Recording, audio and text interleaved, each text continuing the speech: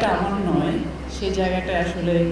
ঢাকায় চিত্রনায়িকা বর্ষা এবার অভিনেত্রী বাঁধনকে নিয়ে বিস্ফোরক মন্তব্য করলেন। উত্তরার মাইলস্টোন ট্র্যাজেডির মধ্যেই নিজের পোশাক নিয়ে কথা বলেছেন অভিনেত্রী আজমেরী হক বাঁধন। এ কারণেই বর্ষা ক্ষেপে গিয়ে কটাক্ষ করলেন বাঁধনকে। বাঁধন এক ফেসবুক স্ট্যাটাসে জানান, তিনি একসময় মিষ্টি মেয়ে ছিলেন। সমাজের কথা ভেবে কখনো জিন্স পরেননি বাঁধন, বা আমার পছন্দের পোশাক পরতেন।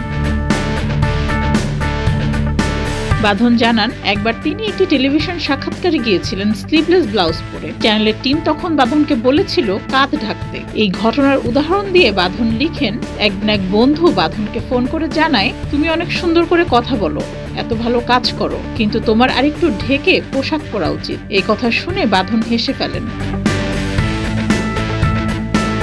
এরপরই বর্ষা ফেসবুকে একটি পোস্ট দিয়ে লিখেন, চারিদিকে শুধু শোকের ছায়া, আর কেউ একজন পড়ে আছে কাপড় পরা নিয়ে। মানুষ ঘুমাতে পারছে না, খেতে পারছে না, আর উনি নাকি কাপড়ের ভাবনায় আছেন। বেশি স্মার্ট হলে যা হয়।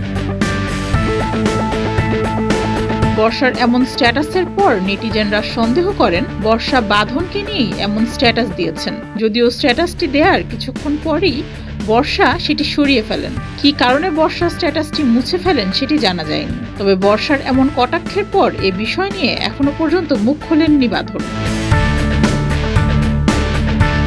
ডেস্ক রিপোর্ট, যুগের চিন্তা।